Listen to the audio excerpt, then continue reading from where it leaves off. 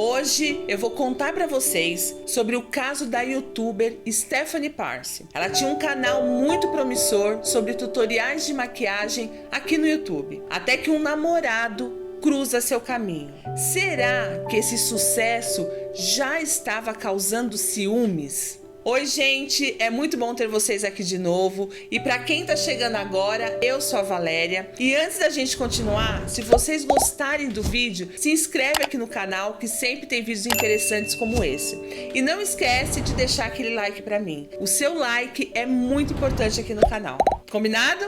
Agora vamos lá? Direto pro vídeo. A Stephanie Parse era uma youtuber de 25 anos, muito bonita, que fazia vários vídeos de tutoriais de maquiagem aqui no YouTube. E na noite do dia 30 de outubro de 2019, uma véspera de Halloween, a Stephanie foi com a mãe dela, a Charlene, e com as 3 irmãs mais novas num show de Halloween. E quando o show acabou, elas foram para casa dos pais da Stephanie, mais ou menos umas 10 horas da noite. Ela ficou um tempinho lá com o pai dela, o Edward, e por volta das 11 horas da noite, a Stephanie, que morava sozinha, vai embora para casa dela, que fica ali bem perto, a uns 10 minutos da casa dos pais dela, no estado americano de Nova Jersey. A Stephanie trabalhava como depiladora numa clínica estética, mas aí ela sofre um acidente e tem que sair da clínica.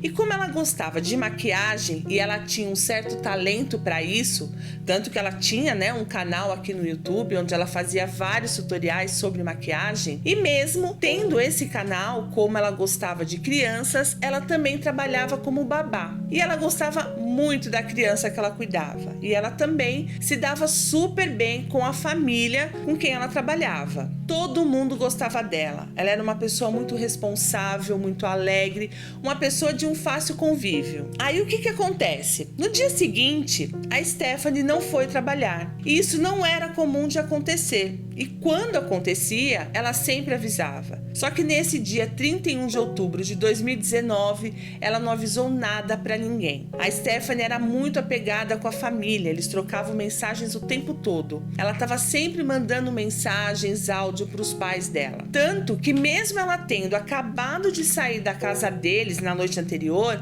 ela faz uma chamada de vídeo com a mãe no meio do caminho. E essa tinha sido a última vez que ela falou com a mãe dela. Então, já pela manhã, os pais da Stephanie tentam falar com ela. E como eles não conseguem, a Charlene vai até a casa dela. Quando ela chega, o carro da Stephanie estava na garagem, então ela tinha voltado, para casa na noite anterior. Não tinha nenhum sinal de arrombamento ou que alguém tivesse forçado para entrar na casa. Mas nenhum sinal da Stephanie lá. A Charlene liga pro celular dela e o celular toca na sala, caído atrás do sofá. Ela dá uma olhada no histórico de chamadas e a última mensagem é do pai da criança que ela cuidava, perguntando por que ela não tinha ido trabalhar e se estava tudo bem com ela. A mãe da Stephanie, já extremamente preocupada, o coração de mãe já com medo do pior, avisa o Ed, o pai dela.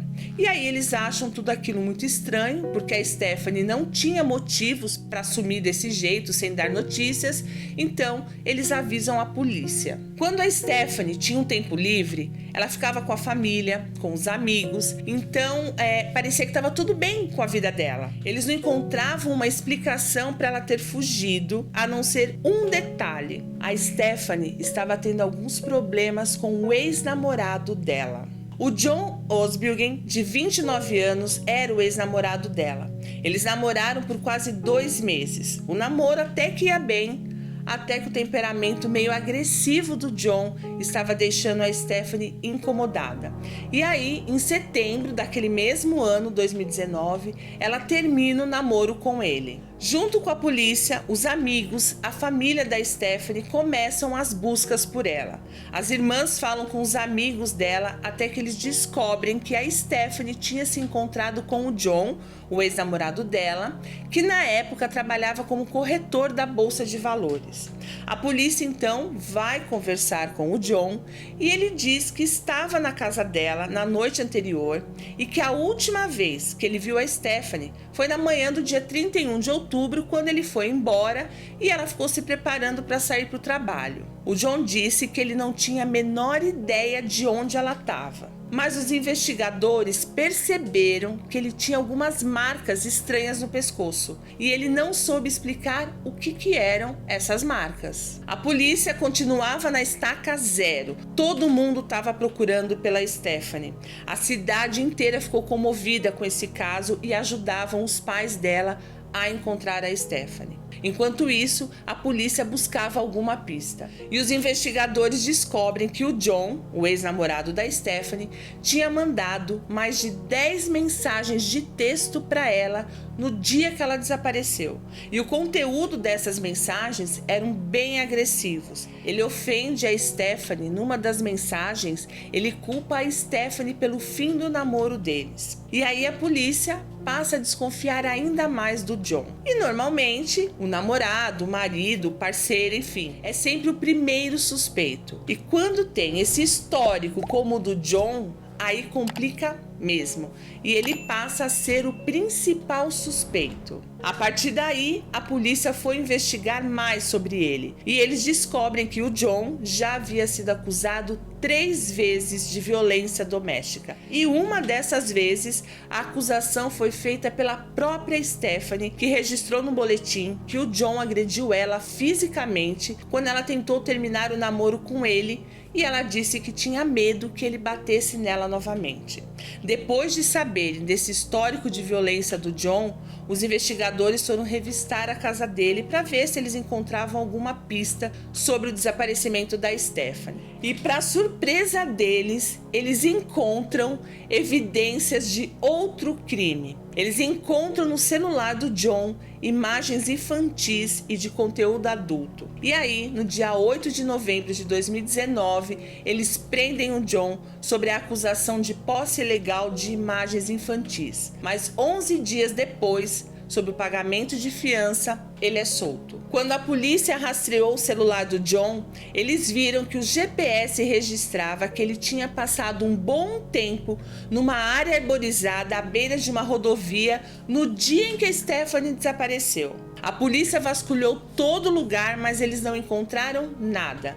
Mas mesmo assim, a essa altura do campeonato, a polícia acreditava que o John estava sim envolvido com o desaparecimento da Stephanie. Mas eles ainda não tinham nenhuma pista sobre o que tinha acontecido com ela. Só que aí o que acontece? Vocês nem imaginam, o John, no dia 22 de novembro, foi encontrado sem vida dentro da casa dele. Ele tirou a sua vida, só que antes ele escreveu 2 cartas. Uma para uma ex-namorada e outra para os pais dele. Para a namorada, que inclusive ela tinha uma ordem de restrição contra ele, o John diz que ela foi a melhor coisa que aconteceu na vida dele e que ele ficou arrasado quando ela terminou com ele, dando a entender aí que ela era a culpada por ter deixado ele.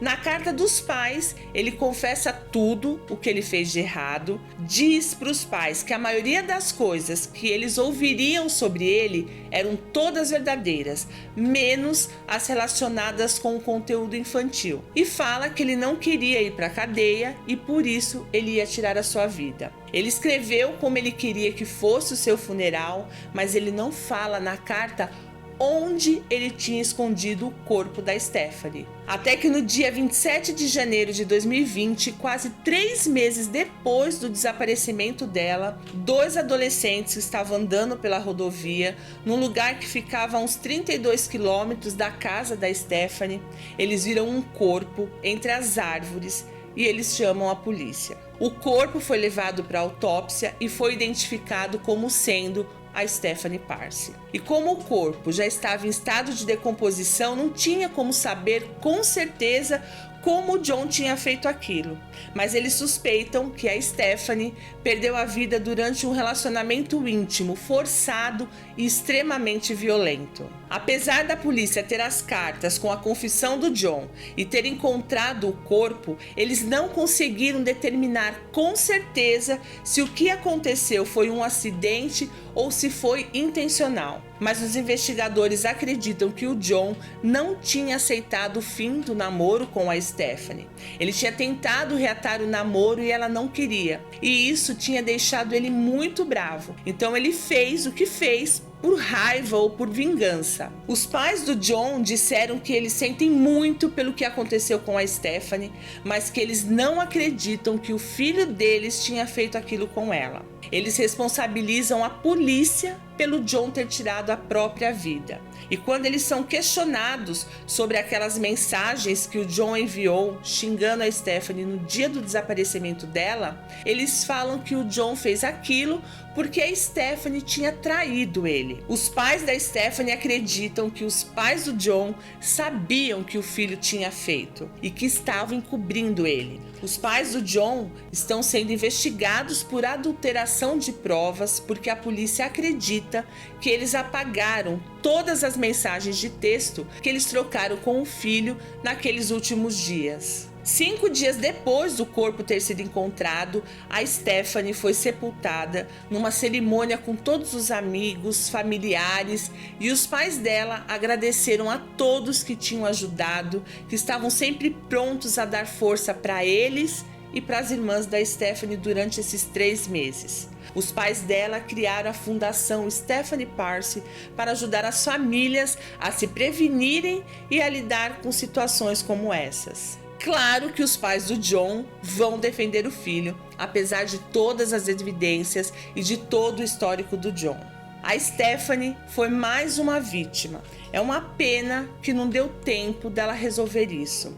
E olha que ela já estava tentando se proteger quando ela fez o boletim na delegacia contra ele. Talvez se ela tivesse contado para alguém, tivesse falado com a mãe, com o pai, esse desfecho poderia ter sido outro. Quando essas tragédias acontecem, afeta muita gente. Olha o sofrimento da família da Stephanie, que perdeu a filha dessa forma, tão jovem, com uma vida inteira pela frente. O sofrimento dos pais do John, provavelmente um cara perturbado, né? Já tinha sido denunciado por outra namorada, tinha um histórico de uma pessoa agressiva e ainda tirou a própria vida. Quando essas coisas acontecem, não se pode tentar resolver sozinha. Nem sempre dá certo. Tem que pedir ajuda, denunciar para a polícia para não acontecer mais o que aconteceu com a Stephanie. Que essa estatística diminua, para que não tenham mais casos com esse final. Bom, gente, esse foi o caso de hoje. Eu espero vocês aqui nos comentários e a gente se vê no próximo vídeo. Beijos!